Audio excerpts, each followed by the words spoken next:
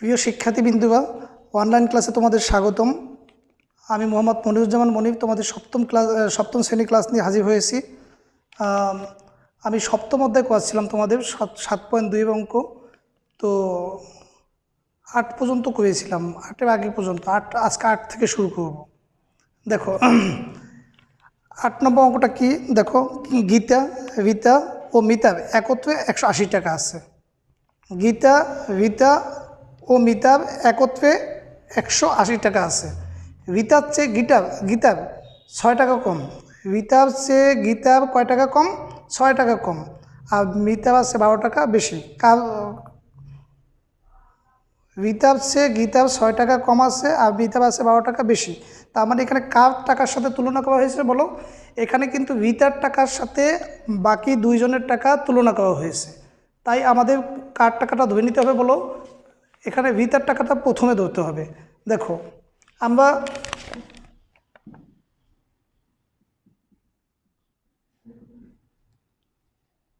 8 নম্বর অঙ্ক দেখো, মনে করি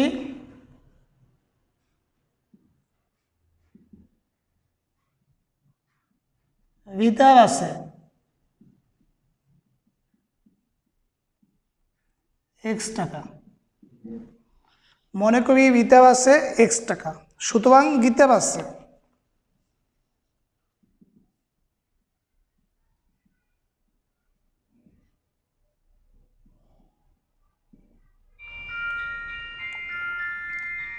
x বিয়োগ 6 টাকা এবং মিতার আছে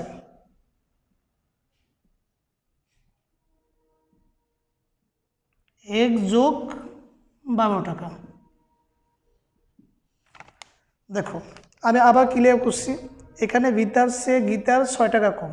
তার মানে রীতার যদি x টাকা থাকে তাহলে গীতার আছে কয় টাকা? x বিয়োগ 6। রীতার যদি x টাকা থাকে তাহলে গীতার 6 টাকা কম, তার মানে গীতার আছে x বিয়োগ 6। আর মিতার আছে আবার কয় টাকা বেশি বলো? 12 টাকা বেশি। তাহলে মিতার আছে কয় টাকা? x যোগ 12 টাকা। এখন তিনজনের টাকা যোগ করলে টোটাল টাকা কত বলো? 180। তিনজনের এই যে টাকা, এই তিনটা টাকা যোগ করলে টোটাল টাকা কত আসে? 180। তাহলে আমরা প্রশ্ন মতে কি লিখতে পারি?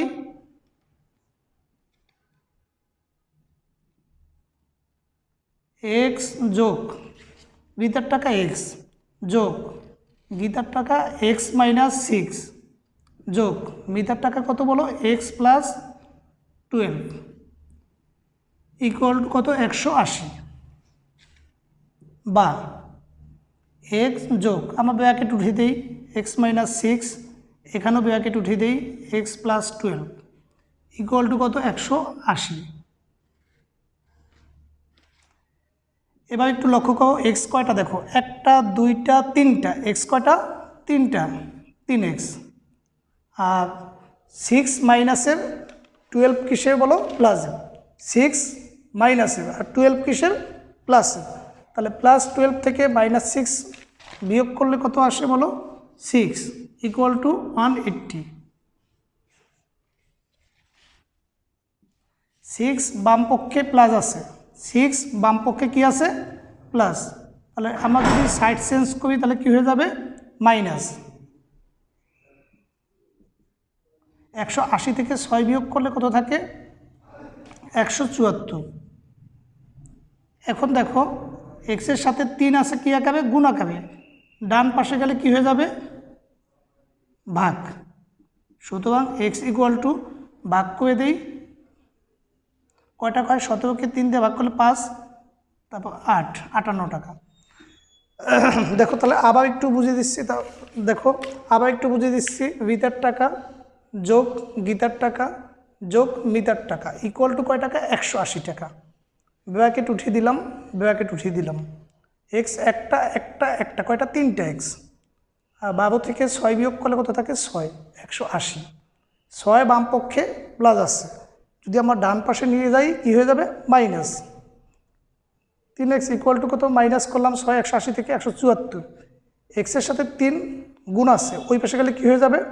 ভাগ। 174কে 3 দিয়ে ভাগ করলে কত হয়? 58। কত হয়? 58। আমরা x ধরছিলাম কার মান বলো?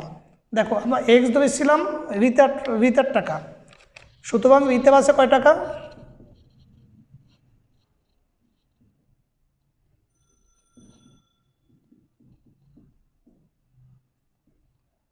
58 টাকা। তাহলে গীতার কয় টাকা বলো? 6 টাকা কম। গীতার কয় টাকা কম? 6 টাকা কম। 58 থেকে 6 কি করব? মাইনাস করব। কয় টাকা হয় বলো? 52 টাকা। এবং বিতাব আছে কয় টাকা?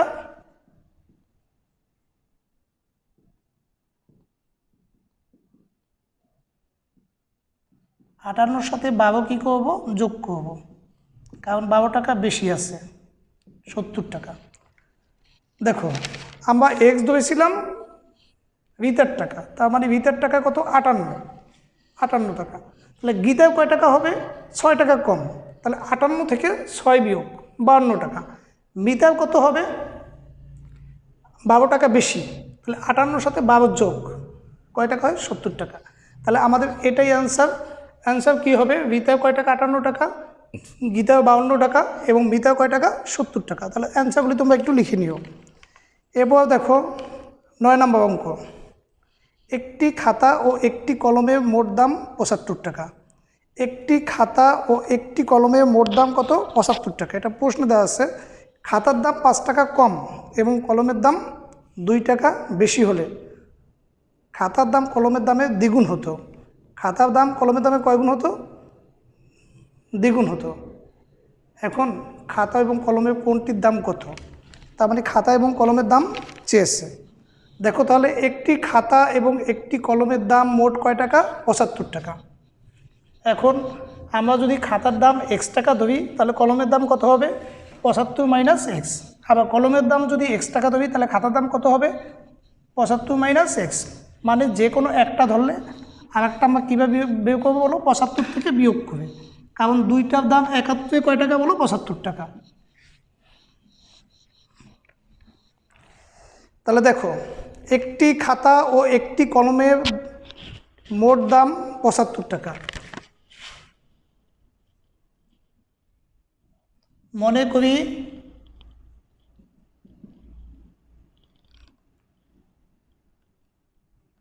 খাতার দাম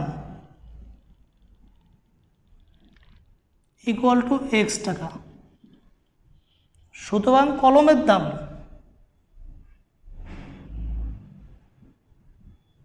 কয় টাকা? 75 মাইনাস এক্স। দেখো খাতা এবং কলম দুটির দাম একত্রে কয় টাকা আছে? 75 টাকা। এখন খাতার দাম যদি আমরা এক্স টাকা ধরি তাহলে কলমের দাম হবে কত? 75 বিয়োগ এক্স টাকা। এবার প্রশ্নে বলছে কি দেখো, যদি খাতার দাম 5 টাকা কম, যদি খাতার দাম কয় টাকা কম? 5 টাকা কম এবং কলমের দাম 2 টাকা বেশি হয়, তাহলে খাতার দাম কলমের দামের দ্বিগুণ। খাতার দাম কলমের দামের কত হবে? দ্বিগুণ। তাহলে প্রশ্ন মতে কি লিখতে পারি? দেখো খাতার দাম কয় টাকা কম? 5 টাকা কম, মানে খাতার দাম ছিল কত? এক্স। এখান থেকে 5 টাকা বিয়োগ করব। আর কলমের দাম 2 টাকা বেশি, তার মানে 75 মাইনাস এক্স আছে, এর সাথে 2 যোগ করব, 2 টাকা বেশি। তাহলে খাতার যে দাম কলমের দামে কয় গুণ? দ্বিগুণ। দ্বিগুণ মানে কয় গুণ করব? 2 গুণ করব। আবার দেখো এই একটা লাইন কিন্তু অঙ্ক, এই লাইনটা যদি বুঝতে পারো তাহলে অঙ্কটা একেবারে ইজি হয়ে যাবে। দেখো কীভাবে করবে? খাতার দাম কত ছিল? এক্স টাকা, আমরা এক্স লিখলাম। এখন প্রশ্নে বলে দিয়েছে খাতার দাম যদি 5 টাকা কম হয়, তার মানে এক্স বিয়োগ 5, কম বললে বিয়োগ করতে হয়। আর কলমের দাম ছিল কত? 75 মাইনাস এক্স, বলছে 2 টাকা বেশি হলে, তার মানে এটার সাথে 2 যোগ হলে খাতার দাম কলমের দামে কয় গুণ হইতো? দ্বিগুণ। তার মানে এখানে 2 গুণ করতে হবে। কলমের দামের সাথে কয় গুণ করতে হবে? 2 গুণ করতে হবে। এখন এটাকে আমরা সমাধান করব। সমাধান করে এক্স এর মান পাবো। এক্স এর মান যদি পেয়ে যাই সেটাই কার দাম বলো? খাতার দাম। তাহলে দেখো বা এক্স মাইনাস 5 2, 75 আর 2 যোগ করলে কত হয়? 77 মাইনাস এক্স। এক্স মাইনাস 5 77কে 2 দিয়ে গুণ করলে কত হয় 154। আবার 2 দিয়ে এক্সকে গুণ করলে কত হয় 2x। আবার বলছি 2 দিয়ে 77কে গুণ করলে 154 মাইনাস 2 দিয়ে এক্সকে গুণ করলে 2x। বা এখন এক্স এক পাশে করবে, এক্স 2x এই পাশে মাইনাস ছিল, বাম পাশে আনলে কি হবে বলো প্লাস 154 পাঁচ মাইনাস ছিল, ডান পাশে গেলে কি হবে প্লাস। একটা এক্স আর দুইটা এক্স, কয়টা এক্স হয় 3টা এক্স। 154 5 যোগ করলে কত হয় 159। এক্সের সাথে 3 গুণ আছে, ডান পাশে নিয়ে গেলে কি হবে ভাগ। সুতরাং এক্স ইকুয়াল টু কত 15কে 3 দিয়ে ভাগ করলে 5 3 53। আমরা এক্স ধরেছিলাম কার দাম খাতার দাম, সুতরাং খাতার দাম কত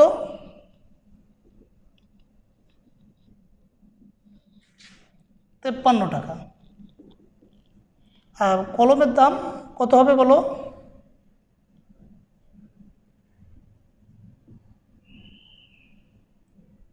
75 বিয়োগ এক্স, এক্সের মান পেয়েছি 53,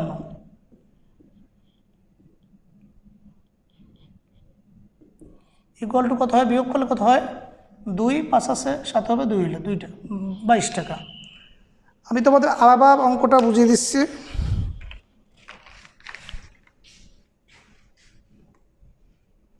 সবাই একটু লক্ষ্য করো, মনোযোগ দিয়ে দেখো। একটি খাতা ও একটি কলমের মোট দাম 75 টাকা, তার মানে খাতার দাম আমরা ধরে নিলাম x টাকা, তাহলে কলমের দাম হবে কত বলো 75 বিয়োগ x, যেহেতু দুইটার দাম একত্রে 75 টাকা। এখন প্রশ্নে বলেছে খাতার দাম যদি 5 টাকা কম হয়, তার মানে x থেকে 5 কী করবো মাইনাস। কলমের দাম যদি 2 টাকা বেশি হয়, তার মানে কলমের দাম যা আছে তার সাথে 2 যোগ করবো, দ্বিগুণ হইতো, তখন খাতার দাম কলমের দামে কয় গুণ হইতো দ্বিগুণ, তার মানে এটার সাথে কত গুণ করবো 2 গুণ। এটা যা ছিল তাই রাখলাম, 2 রাখলাম, 75 আর 2 যোগ করলে কত হয় 77 মাইনাস এক্স, যা আছে রাখো।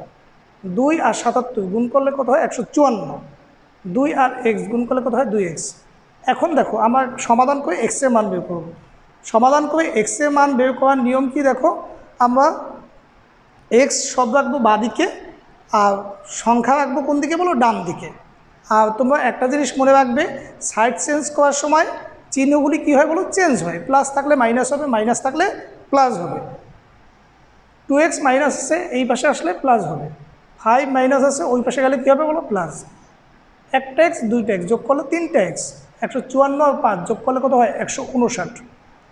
এক্সের সাথে 3, এক্স আর 3-এর মাঝে তোমরা একটু লক্ষ্য করো, এক্স আর 3-এর মাঝে কোনো চিহ্ন আছে নাকি, এক্স আর 3-এর মাঝে যেহেতু কোনো চিহ্ন নাই, তার মানে এটা কী বোঝায় বলো গুণ বোঝায়। তোমরা সবাই মনে রাখবে দুইটা সংখ্যার মাঝে চিহ্ন না থাকলে কী বোঝায় গুণ। যেহেতু এক্সের সাথে 3 গুণ আছে, ডান পাশে গেলে কী হবে বলো ভাগ। 159কে 3 দিয়ে ভাগ করলে কত পাইলাম 53, তার মানে 53 যেটা পেয়েছি এটা কার দাম খাতার দাম, কারণ খাতার দাম x টাকা ছিল, তাহলে খাতার দাম 53 টাকা। তাহলে কলমের দাম কত হবে বলো 75 বিয়োগ 53 মানে 22 টাকা। তাহলে আমাদের 9 নম্বর অঙ্ক হয়ে গেল। এবার আমরা 11 নম্বর অঙ্ক করব। তোমাদের বলেছিলাম 8 9 11 এবং 15 এই 4টা অঙ্ক করবো আজকে।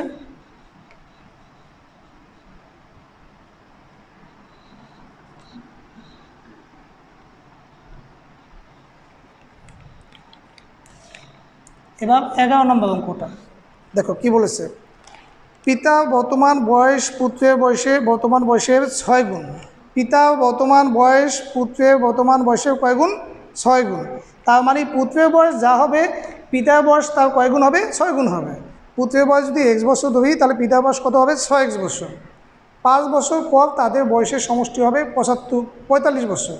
তার মানে 5 বছর পর তাদের দুইজনের বয়স বের করব, তারপর ওই বয়সের সমষ্টি মানে যোগফল কত হবে 45।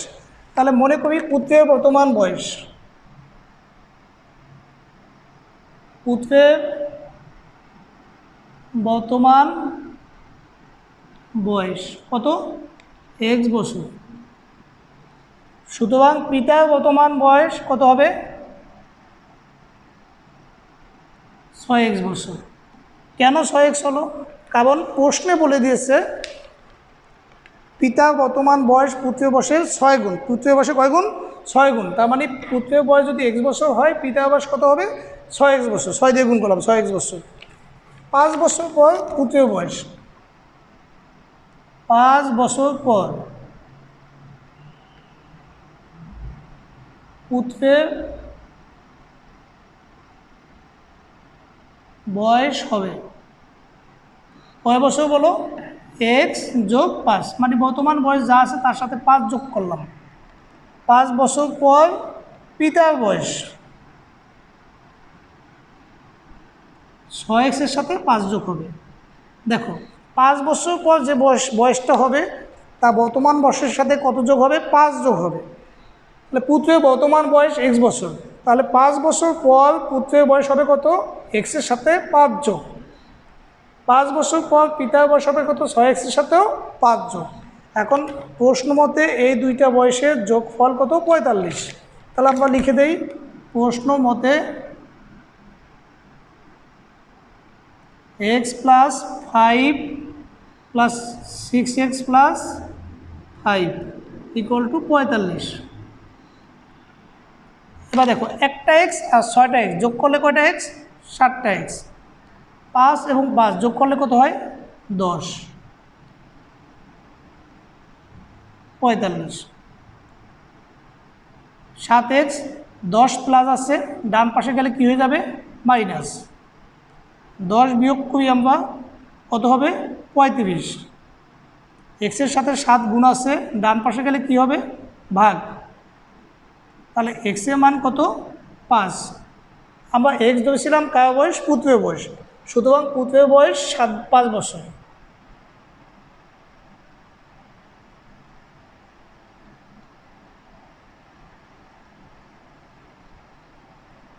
সুতরাং পিতার বয়স, পিতার বয়স কত হবে বলো? 6 গুণ। তার মানে 5 গুণ 6 বছর বা 30 বছর। এই দুটোই অ্যান্সার। আমি তোমাদের আরেকবার একটু বুঝিয়ে দিই, তোমরা একটু সবাই মনোযোগ দিয়ে দেখবে। মনে করি পুত্রের বর্তমান বয়স x বছর। প্রশ্নে বলে দিয়েছে পুত্রের বয়স পিতার বয়সের কয় গুণ বলো? 6 গুণ। তাহলে পিতার বর্তমান বয়স কত হবে? 6x বছর। কত বছর বলো? 6x বছর, কারণ 6 দিয়ে গুণ করবে এটাকে। 5 বছর পর পুত্রের বয়স, এই এক্সের সাথে 5 যোগ হবে। 5 বছর পর পিতার বয়স হবে, 6xের সাথে কত যোগ হবে? 5 যোগ হবে। প্রশ্ন মতে এই দুইজনের বয়সের সমষ্টি, মানে 5 বছর পর যে বয়স পেলাম তার সমষ্টি কত বলো? 45 বছর। একটা এক্স 6টা এক্স যোগ করলে কয়টা এক্স? 7টা এক্স। 5 এবং 5 যোগ করলে কত? 10 সমান 45। 10 প্লাস আছে, ডান পাশে গেলে কি হবে? মাইনাস।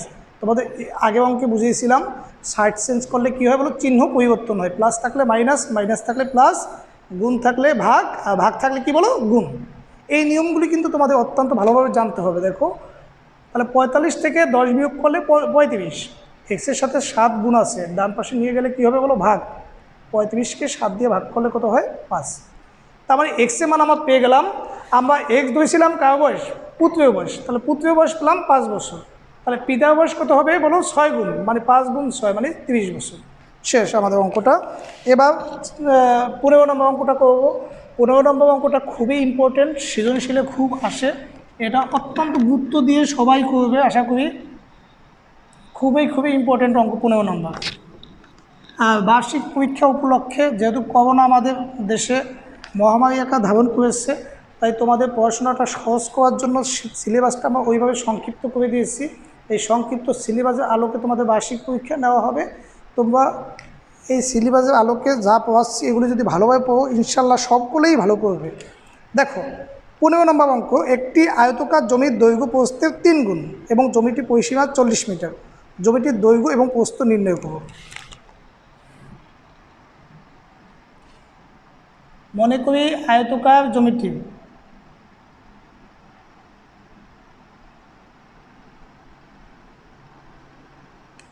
জমির প্রস্থ x মিটার।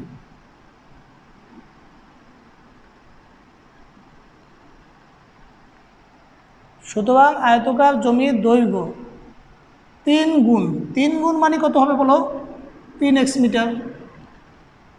সুতরাং আয়তকার জমির পরিসীমার সূত্র কি আশা করি সবাই জানো। আয়তকার কোনো কিছু পরিসীমা হলো কি 2 ইন্টু দৈর্ঘ্য যোগ প্রস্থ।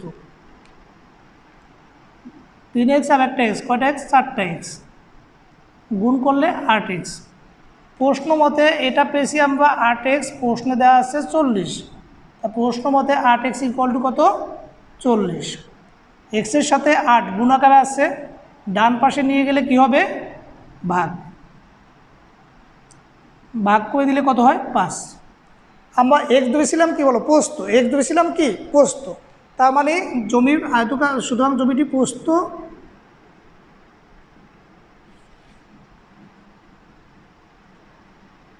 5 মিটার, সুতরাং জমিটির দৈর্ঘ্য কয় গুণ বলো, 3 গুণ। আর 5কে 3 দিয়ে গুণ করলে কত, 15 মিটার। এটা একটা আনসার। দেখো অঙ্কটা শেষ, এই পর্যন্তই, এটাই আনসার লিখবে। তো আমি অঙ্কটা আবার বুঝিয়ে দিচ্ছি, সবাই একটু লক্ষ্য করো। প্রশ্নে বলেছে একটি আয়তকার জমির দৈর্ঘ্য প্রস্থের 3 গুণ। একটি আয়তকার জমির দৈর্ঘ্য প্রস্থের কয় গুণ, 3 গুণ। তাহলে ধরে নিলাম আয়তকার জমির প্রস্থ এক্স মিটার, ধরে নিলাম আয়তকার জমির দৈর্ঘ্য প্রস্থ কত, এক্স মিটার। তাহলে দৈর্ঘ্য কত হবে, 3 গুণ করবো, এক্সের সাথে 3 গুণ করলে কত, 3x মিটার। এরপর দেখো আয়তকার জমির পরিসীমা নির্ণয় করব। কেন পরিসীমা নির্ণয় করব, আমাদের প্রশ্নে পরিসীমা 40 মিটার দেওয়া আছে। তাহলে আয়তকার জমির পরিসীমার সূত্র কী বলো, 2 ইন্টু দৈর্ঘ্য যোগ প্রস্থ। পরিসীমার সূত্র কী বলো, 2 ইন্টু দৈর্ঘ্য যোগ প্রস্থ। 2 লিখলাম, ইন্টু দৈর্ঘ্য কত, 3x, যোগ প্রস্থ কত, x। 2 গুণ 3x আর একটা x যোগ করলে 4টা x, 2x আর 4x গুণ করলে কত হয়, 8x। দেখো প্রশ্ন মতে এই 8x ইকুয়াল টু কত, 40। এক্সের সাথে 8 গুণ আছে, এই পাশে গেলে কী হয়, ভাগ। 40কে 8 দিয়ে ভাগ করলে 5, এক্সের মান পেয়ে গেলাম। এক্স ধরেছিলাম আমরা প্রস্থ, তার মানে প্রস্থ কত, 5 মিটার। তাহলে দৈর্ঘ্য কত হবে, 3 গুণ মানে 3 পাশা 15 মিটার। শেষ। সুপ্রিয় শিক্ষার্থী বন্ধুরা, আজকে ক্লাসটা তোমাদের এই পর্যন্তই থাকবে। আমরা পরবর্তী ক্লাসটা তোমাদের সাথে আমার ক্লাস সপ্তাহে একদিন, প্রতি শনিবার 9:30টায়, আবার আগামী শনিবার 9:30টায় তোমাদের সামনে আমি হাজির হব আজকে এই ক্লাসটা নিয়ে। তো আমি তোমাদের 7.1, 7.2 দুইটি ইম্পর্ট্যান্ট অধ্যায় শেষ করেছি নতুন সিলেবাসের আলোকে। তো তোমরা ক্লাসগুলি একটু দেখে নিবে, গ্রুপে তোমাদের আগের গ্রুপে দেওয়া আছে, আর এই ক্লাসগুলি আবার এই গ্রুপে দিব, আগের গ্রুপে শেয়ার করে দিতে পারি হয়তো। তো সবাই যে যেখানেই থাকো, বাড়িতে থেকে সেফ থেকে ক্লাসটা ভালোভাবে মনোযোগ দিয়ে দেখে বার্ষিক পরীক্ষার প্রিপারেশনটা তোমরা ভালোভাবে নিবে। তোমরা সবাই বার্ষিক পরীক্ষায় ভালো করো, তোমাদের সবার সুস্বাস্থ্য কামনা করে আজকের ক্লাসটা আমি এই পর্যন্তই শেষ করছি। আল্লাহ হাফেজ।